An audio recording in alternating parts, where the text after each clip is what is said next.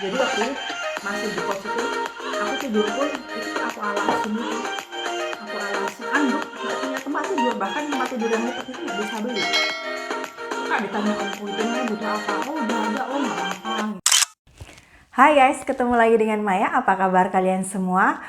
Hari ini aku mau masak seperti biasa, nyiapin makan siang buat Pak Markus yang katanya hari ini dia sibuk banget. Jadi hari ini seperti biasa karena masih ada kasus corona ini, Pak Markus kerja di rumah, home office. Dan heran ya, padahal dia itu kalau kerja di rumah berarti dia nggak perlu menempuh perjalanan pergi ke kantor. Jadi sudah banyak waktu yang di save sebenarnya buat itu. Tapi perasaan setelah kerja di rumah tuh dia malah kerjanya tuh semakin banyak dan semakin sering bilang aku nggak ada waktu gitu. Jadi benar-benar Pak Markus itu kalau pagi ya bangun tidur, bahkan kadang nggak sarapan gitu, dia langsung naik ke atas ke kantornya yang di rumah, dan nggak turun-turun lagi sampai makan siang. Ya, dan kita lihat aja nanti apakah Pak Markus akan sempat menyisihkan waktunya untuk makan siang. Kalau enggak nanti coba tanya anak-anak apakah anak-anak ada mood mau nongol di vlognya ibunya. Oke?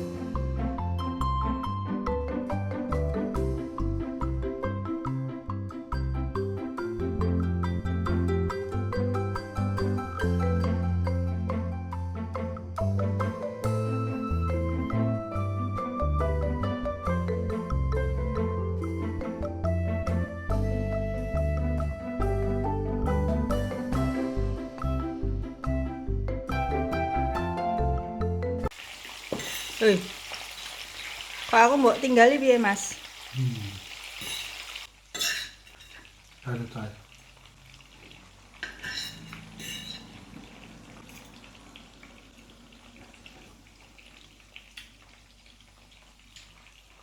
Okay.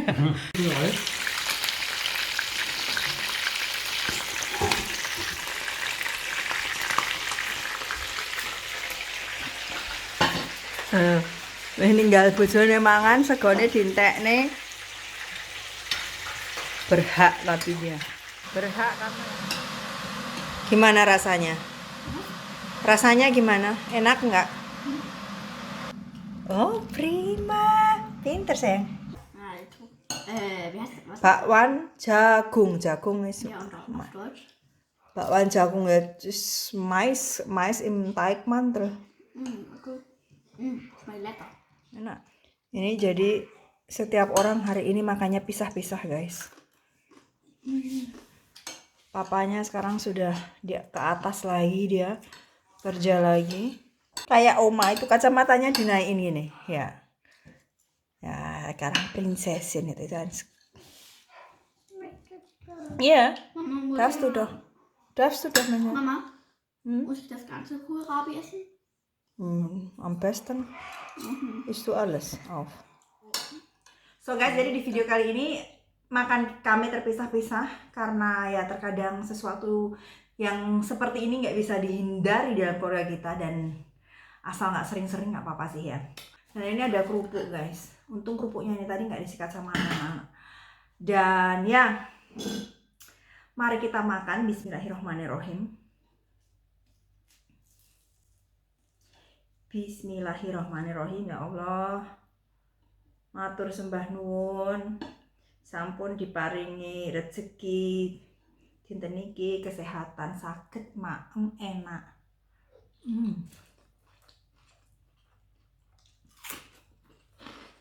Guys,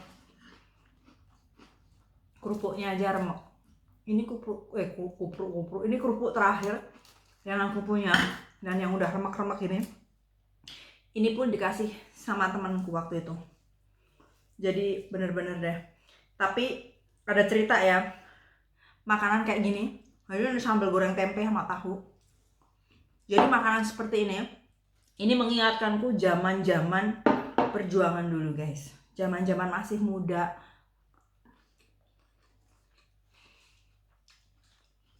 Ya, penuh tantangan dan penderitaan.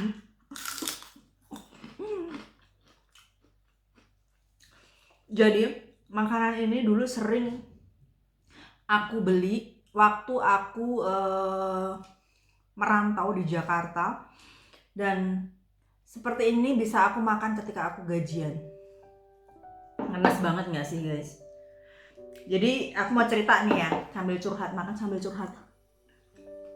Jadi dulu ceritanya itu, ketika aku lulus SMA, harapanku tuh untuk melanjutkan kuliah gitu ya.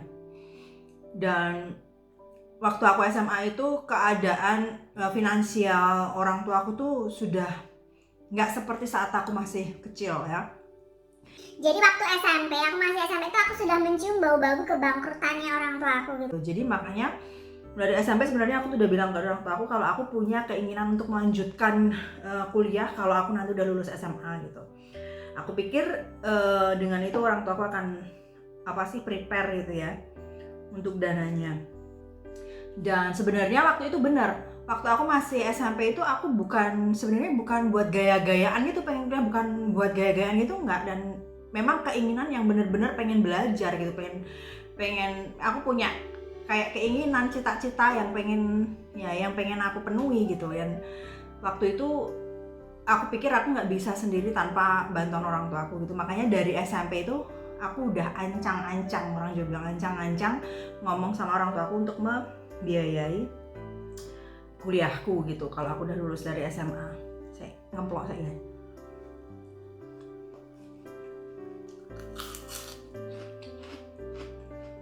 Ceritanya lulus SMA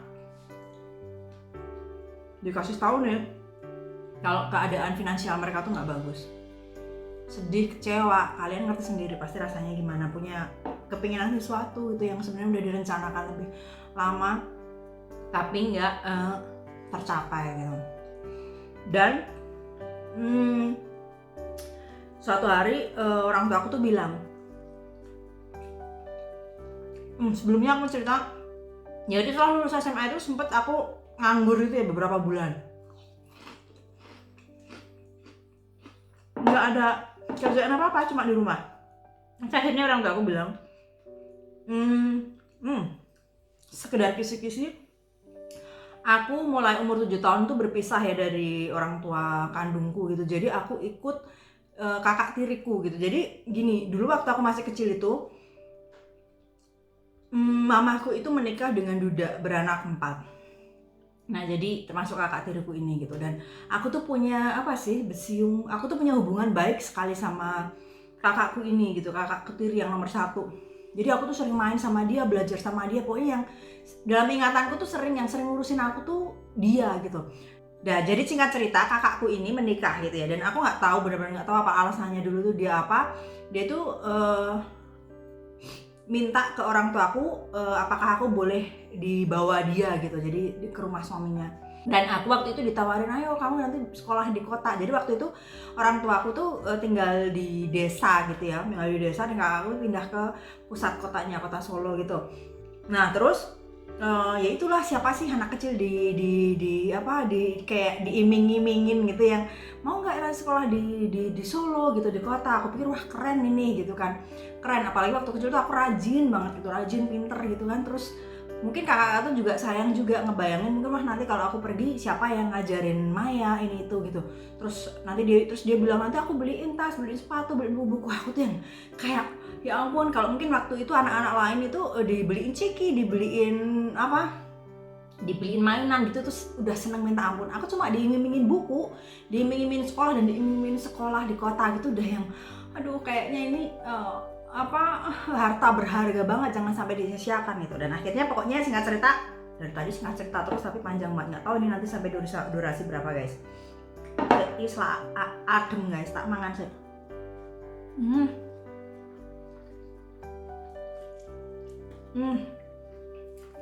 enak. Penuh memori sekali ini. Lanjut ya. Nah terus udah ikut dia akhirnya sekolah di kota, tinggal sama dia, ketemu orang tua aku tuh setiap 2 minggu sekali. 2 minggu sekali. Dan waktu aku tinggal sama kakakku itu, kakakku juga bukan ini, dia bukan dapet laki-laki yang kaya gitu, enggak. Jadi mereka juga hidup dalam bener-bener mepet. Maksudnya bukan yang miskin-miskin amat, tapi ya kita bisa makan ayam tapi nggak bisa setiap hari gitu. Dan itu ayam kecil-kecil kayak gini-gini guys, itu paling sekali makan tuh 1 kayak gitu, nggak bisa ini. Padahal waktu itu aku masih inget, waktu aku masih kecil itu ya, kalau aku pulang ke rumah orang tua aku itu kita boleh makan ayam tuh yang sepaha atau dada yang utuh kayak gitu. Tapi tempat kakakku tuh ini kayak gini, ini udah terlalu besar mungkin. Kadang sama kakakku tuh dibagi 2, diiris lagi gitu. Terus kalau aku pulang ke rumah orang tua aku itu pasti aku nggak sia-siain, setiap hari boleh makan ayam semaunya. Pokoknya kakak tiriku ini pokoknya hidupnya nggak ya cukup, tapi juga nggak yang dia bisa beli segalanya tanpa dia nggak mikir apa-apa gitu ya.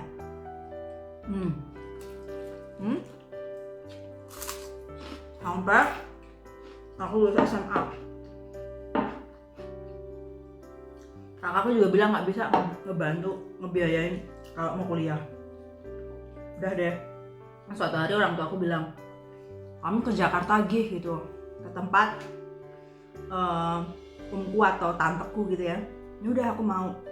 Aku pikirnya gini, waktu itu aku ngomong sama mamaku, tapi nanti ini ya Maya, pokoknya aku kuliah ya gitu.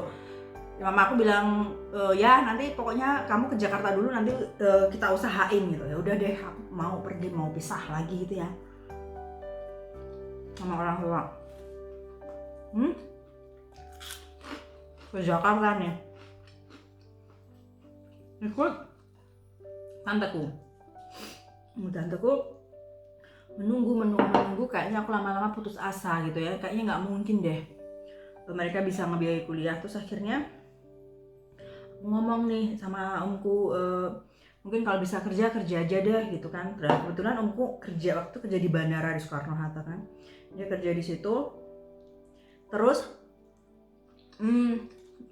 satu hari om bilang, Maya ini ada lowongan kerja nih di bandara Soekarno-Hatta,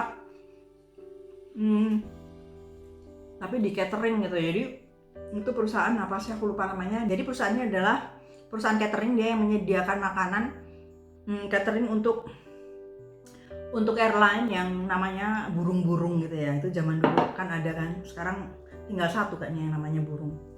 Terus yang ada lagi yang satunya mungkin udah bangkrut gitu. Jadi pokoknya dia menyediakan catering untuk pesawat itu, airline itu. Nah karena jarak rumah tanteku dan omku ini jauh dari bandara, jadi aku ngekos. Akhirnya aku pokoknya intinya aku diterima kerja di situ gitu kan. Itu dengan gaji waktu itu tahun berapa ya, 97 98 kalau nggak salah guys. 98 itu digaji 150 euro. 150 euro. Aduh seneng banget, 150 euro. 150 ribu. Ya aku mau aja, aku pikir daripada aku di rumah nggak ngapa-ngapain, di rumah tante, di rumah om, nggak menghasilkan apa-apa, nggak produktif lagi, nggak enak juga gitu kan. Aku kerja. Jadi aku ingat perjalanan itu tiap hari butuh waktu sekitar 2 atau 3 jam gitu dari rumah tanteku, dari rumah omku.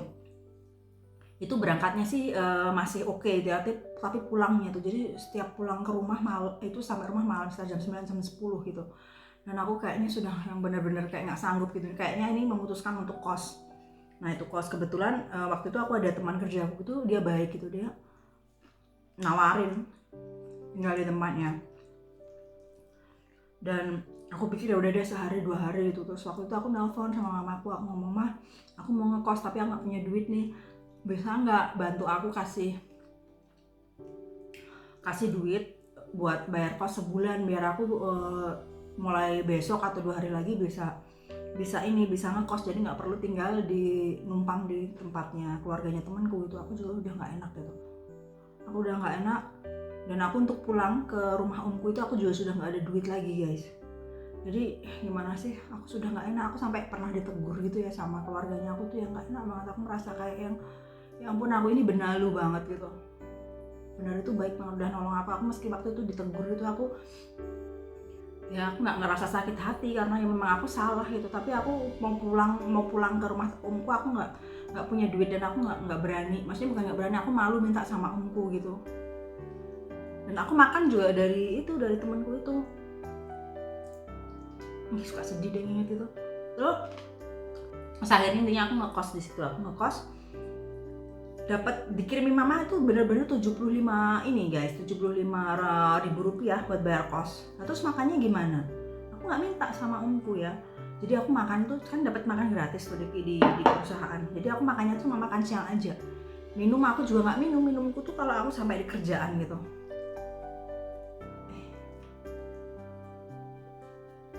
Padahal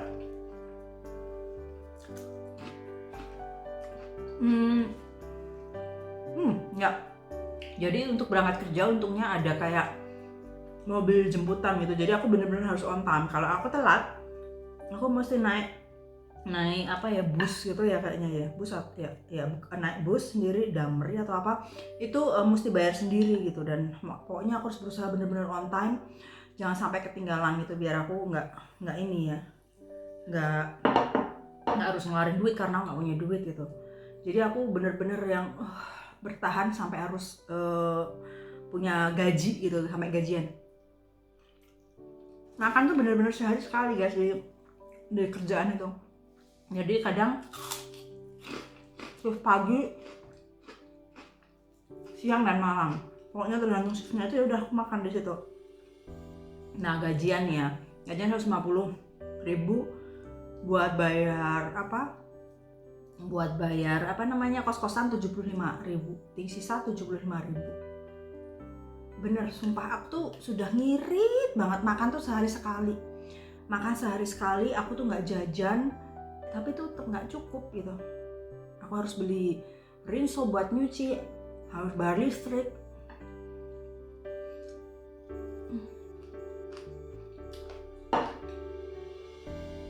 Kadang ya, kalau ada kesempatan buat ngebungkus makanan dari pekerjaan itu, kalau dibagi-bagi gitu, kadang aku tuh sebungkus aku makan sampai 2 kali. Jadi misalnya ini aku pulang dari kerja, aku bawa makanan, aku makan, itu sisanya buat besok. Kadang udah busuk gitu, swear aku nggak bohong, sumpah. Itu aku lakuin ya. Terus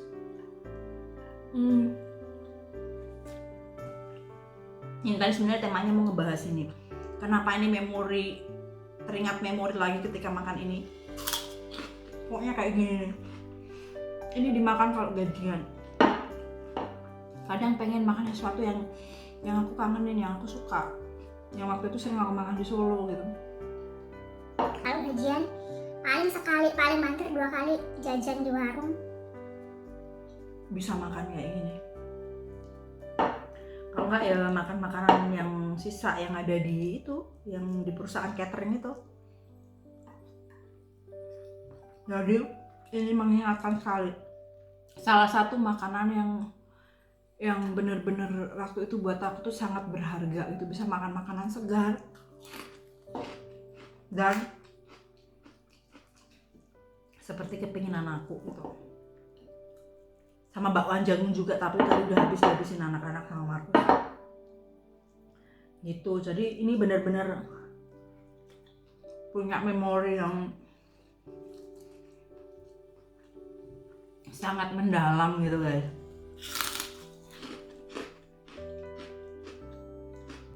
Jadi waktu masih di kos itu, aku tidur pun itu aku alasin anduk, nggak punya tempat tidur, bahkan tempat tidur yang lipat itu nggak bisa beli.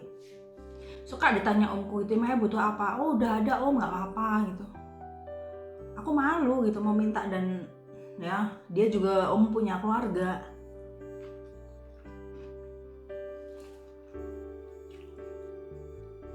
Jadi nggak enak aja, jadi tidur udah aku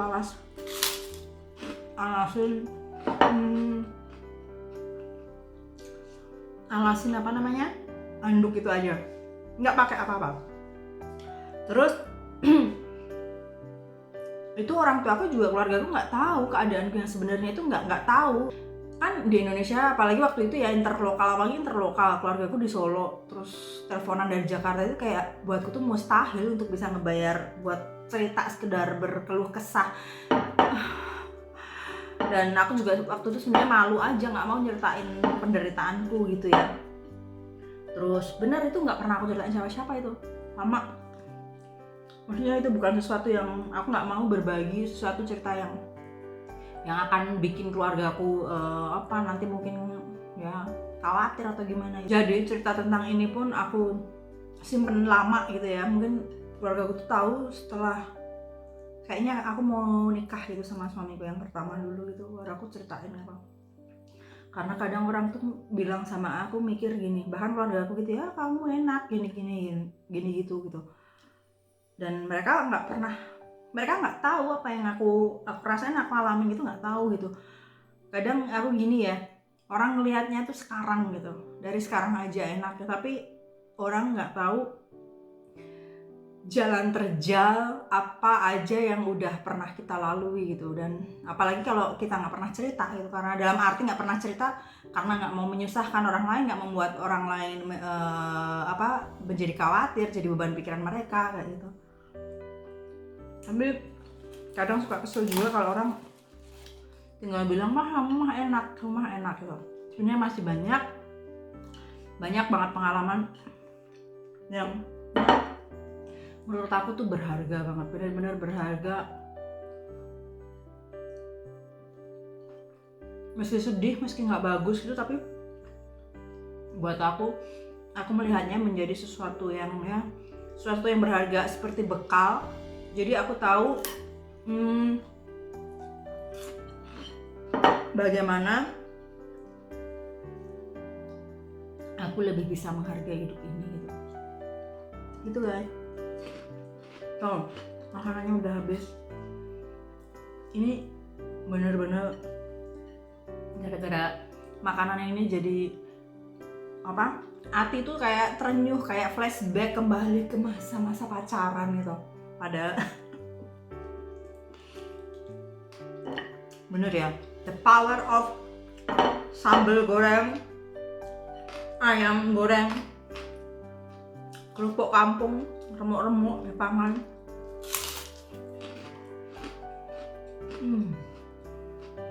Dan teh manis. Sendoknya orang gede guys.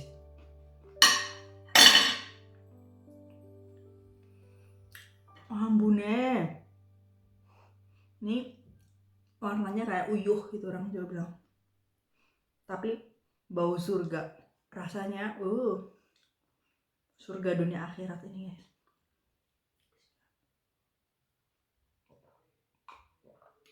Enak banget.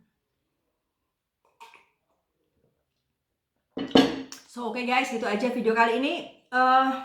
Ya mungkin nggak jelas ini videonya temanya apa, tapi semoga ini cukup menghibur kalian. Dan buat kalian yang baru saja bergabung, hai, kenalin aku Maya, dan ya anak-anak dan suami sekarang ada di sini.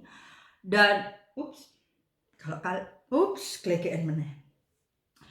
kalian belum subscribe channel ini, jangan lupa di subscribe dan ditekan juga tombol loncengnya biar kalian nggak ketinggalan kalau aku upload video-video baru. Oke? Kalau kalian suka boleh dikasih like dan boleh juga di komen, di share, monggo. Kita ketemu di vlog selanjutnya. Thank you for watching dan bye bye.